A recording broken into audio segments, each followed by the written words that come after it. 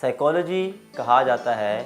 کہ نام ہے ایسے علم کا جس کے اندر ہیومن مائنڈ کی سائنٹیفک اسٹڈی کی جاتی ہے اور ساتھ اس کے بیہیویئر اور ایٹیٹیوڈ کی اسٹڈی کی جاتی ہے، یعنی کہ اس کو آپ بیہیویئرل سائنس بھی کہہ سکتے ہیں، کہ جس کے اندر آپ کے بیہیویئر کو اسٹڈی کیا جاتا ہے کہ وہ کن وجوہات کی بنیاد پر انسان خوش ہوتا ہے، کن چیزوں سے وہ پریشان ہوتا ہے اور کس طرح سے اس کا مائنڈ جو ہے وہ فنکشن کرتا ہے۔ اب ہم اس پہلو میں یہ دیکھتے ہیں کہ انسان کو مختلف طرح کی سائیکولوجیکل ڈیزیز لگ جاتی ہیں، جیسے انسان کے جسم کو لگتی ہیں ایسے ہی انسان کی سائیکی کو یا انسان کے مائنڈ کو بھی کچھ جو ہے وہ بیماریاں لگ سکتی ہیں۔ تو جب ہم انڈیویجول لیول پر دیکھتے ہیں تو ہمیں جو کچھ بیماریاں سمجھ میں آتی ہیں کہ جو ہیں وہ ہے انزائٹی، ڈپریشن،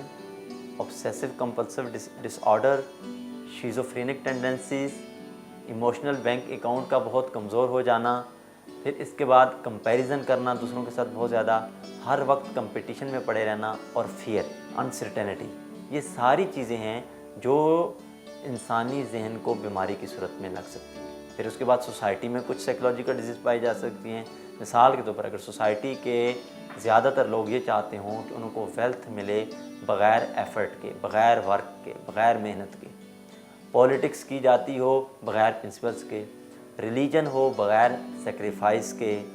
اور ایجوکیشن ہو بغیر جو ہے وہ ٹریننگ کے، اور جو سائنس ہو وداؤٹ ہیومینٹی ہو، تو پھر یہ اس بات کی دلیل ہوگی کہ وہ سوسائٹی بھی کیا ہو چکی ہے، سکھ ہے۔ اس سوسائٹی کے اندر جو پرابلمس پائی جا چکی ہیں ان کے لیے کچھ ریمیڈیز کرنے کی، کچھ سلوشن سامنے لانے کی یا اس پہلو سے چیزوں کو سوچنے کی ضرورت ہے۔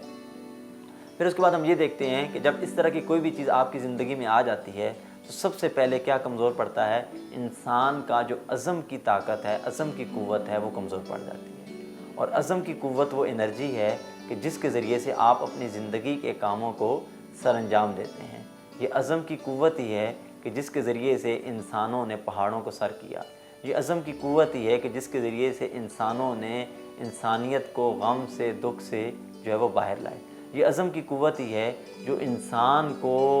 انتہائی بلندیوں پر لے جاتی ہے اور وہ جہازوں کو اڑانے کے قابل ہو جاتا ہے۔ اگر یہ عزم کی قوت کمزور ہو تو وہ پھر کبھی بھی اپنے جو مشنز ہیں، اپنے جو آبجیکٹیوز ہیں، اپنے جو ویژن ہے اس کو پورا نہیں کر سکتا۔ اور سب سے زیادہ کوئی چیز اگر انسانی عزم کو نقصان پہنچاتی ہے تو وہ یہ ہے کہ جو گناہ وہ کرتا ہے یا جو بھی اس کے ذہن میں صحیح کی تعریف ہے اس کے خلاف جب بھی وہ کام کرے گا،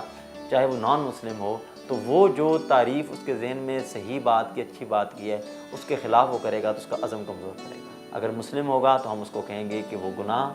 کرنا جو ہے اس کے عزم کو کمزور کرے گا۔ اگر وہ نان مسلم ہے تو ہم یہ کہیں گے کہ جو اس کی ایجوکیشن ہوئی ہے، جو اس کو ٹریننگ دی گئی ہے، اگر اس کے خلاف کرے گا تو اس کا عزم جو ہے وہ کمزور پڑ جائے گا۔